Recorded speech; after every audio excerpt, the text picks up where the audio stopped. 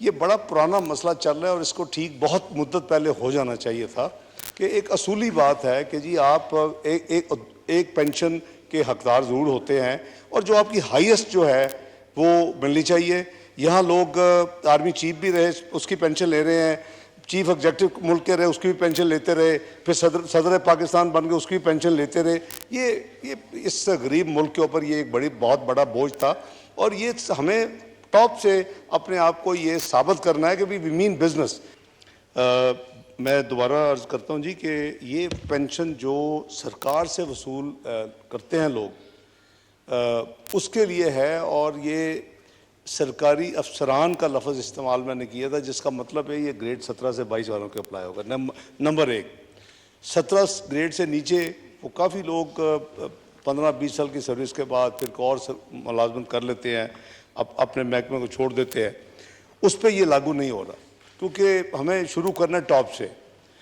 और अगर कोई कॉन्ट्रैक्ट में जॉब कर रहे हैं तो सरकार की अगर पेंशन है तो फिर दो पेंशन में से जो बड़ी पेंशन उनको चूज़ करना होगा।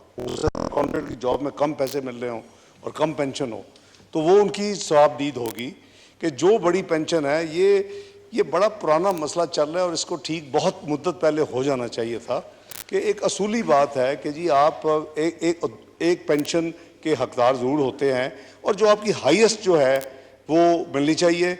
यहाँ लोग आर्मी चीफ भी रहे उसकी पेंशन ले रहे हैं, चीफ एग्जेक्टिव मुल्क के रहे उसकी भी पेंशन लेते रहे, फिर सदर पाकिस्तान बन गए उसकी भी पेंशन लेते रहे।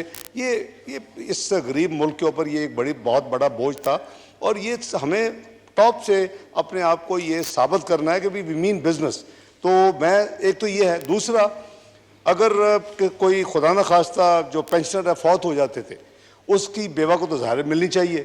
अब जो बेवा खुदा न खास्ता वो भी फौत हो गई, ये दोनों पे अप्लाई करते हो सकता है कि जो सरकारी मुलाजम लेडी और उसका स्पाउस हो तो आगे जो उनके डिपेंडेंट्स हैं उस पर कोई कतगन ही नहीं है, वो सारी उम्र पेंशन चलती रहती है। That is unfair. उसके लिए भी 10 साल का ये 10 साल मिलेगी उसके बाद तो ख़त्म हो जाएगी क्योंकि अब वो पेरेंट्स तो हर के जाते हैं।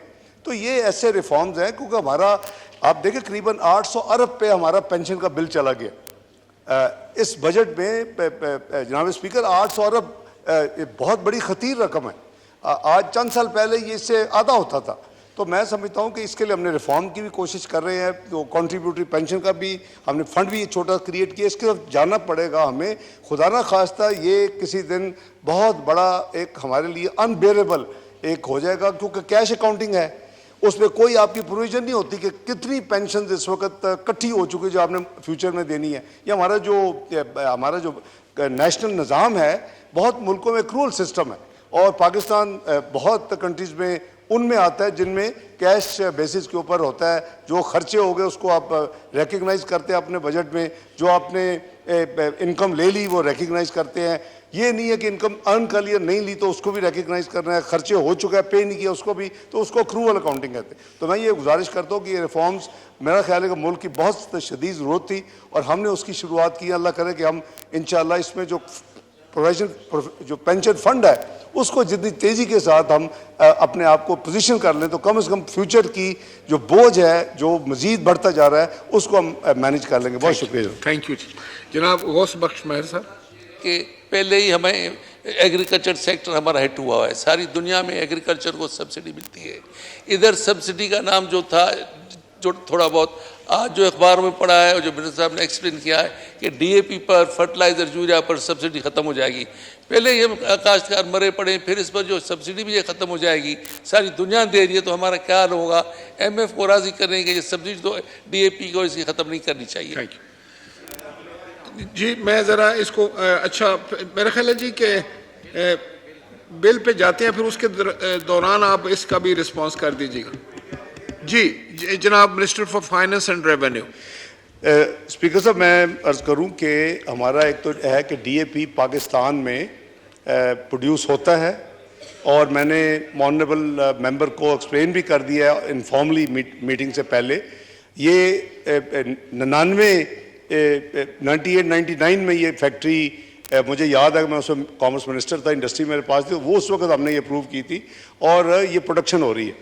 वो जो इम्पोर्टेड है उसके ऊपर नहीं था, और जो लोकल उनकी कॉस्ट ऑफ मैन्युफैक्चरिंग वो ज़्यादा थी, वो यानी उनकी स्ट्रॉन्ग रिप्रेजेंटेशन थी एविडेंस के साथ कि इस तरह तो हम बंद हो जाएंगे।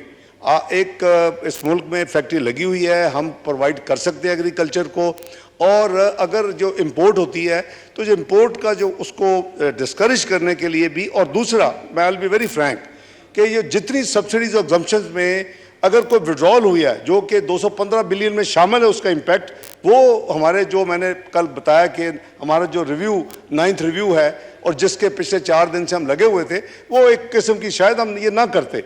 और मैंने कहा कि वो जो पाकिस्तानी कंपनी है वो कहती है कि हम $200 मिलियन की मजीद इन्वेस्टमेंट करने के लिए तैयार है, प्रोवाइडेड उनके जॉर्डन के साथ, आपको पता है वो उनका जॉइंट वेंचर था, और अल्हम्दुलिल्लाह वो जो पाकिस्तान में मैन्युफैक्चर होती है, अगर सारी हमारी अपनी डोमेस्टिक पूरी हो जाए जो रिक्वायरमेंट है, तो हमें फिर इंपोर्ट करने का क्या फ़ायदा, हमारी फॉरेन एक्सचेंज बचेगी। तो इंशाल्लाह मैंने इनको कहा जी, एश्योर किया कि आप इसको फिक्र ना करें जी। Thank you.